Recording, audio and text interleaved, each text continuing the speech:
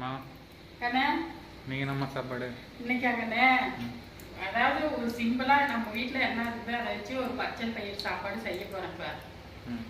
வாங்கண்ணே, அதுக்கு தேவையான பொருள் என்னன்னு பார்க்கலாம். எவ்வளோ பச்சை பயிர் சாப்பாடு செய்யறேன்னு சொல்கிறேன்.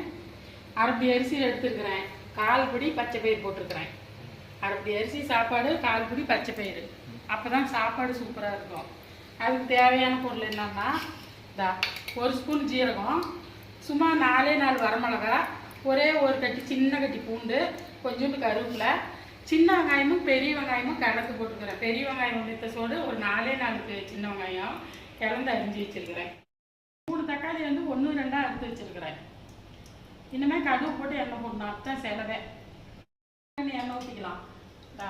3 துளிக்காத்திரி எண்ணெய், 2 3 போட்டுக்கலாம்.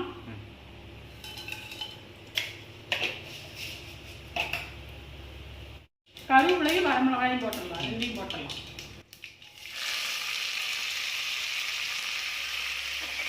வெங்காயம் போட்டுக்கலாம், நல்லா வதக்கிக்கலாம். சீரகமும் பூண்டையும் கொட்டிக்கலாம்.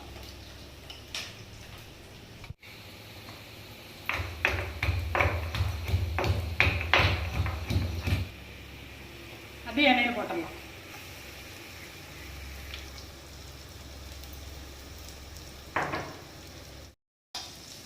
சிம்பிளான ஒரு ரெசிபி தாங்கண்ணே, செஞ்சு பாருங்க, சூப்பராக இருக்கும். தக்காளி கொட்டிக்கலாங்கண்ணே.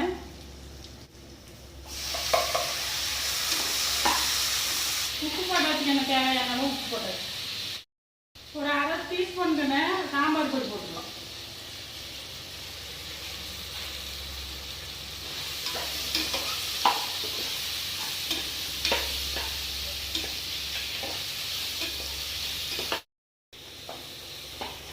பாருங்க, நல்லா வதக்கிட்டு இதுக்கு மேலே தண்ணி ஊற்றி வைக்கணும். தண்ணி ஊற்றி கொதிக்க விடலாம்.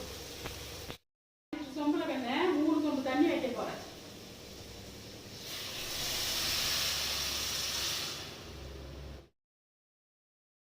நல்லா கொதிக்குது கண்ணே.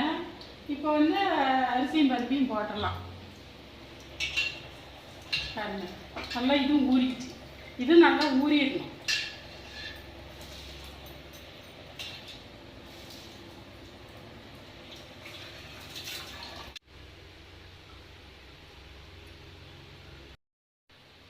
மூணு விசில் வரட்டுங்கண்ணே.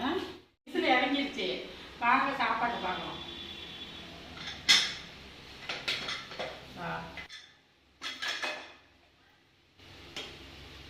பாருங்க, சூப்பராக இருந்தா. நீங்களும் இந்த மாதிரி தட்டைப்பயிர் சாப்பாடு அவசரத்துக்கு நம்ம வீட்டில் வாய் வளர்த்திட்டேன். பச்சை பயிர் சாப்பாடு, அதாவது அவசரத்துக்கு பச்சை பயிர் போட்டு செய்யலாம். இது புதுவிதமானது தான். சாப்பாடு செஞ்சு சாப்பிட்டு பாருங்க, சூப்பராக இருக்கும்.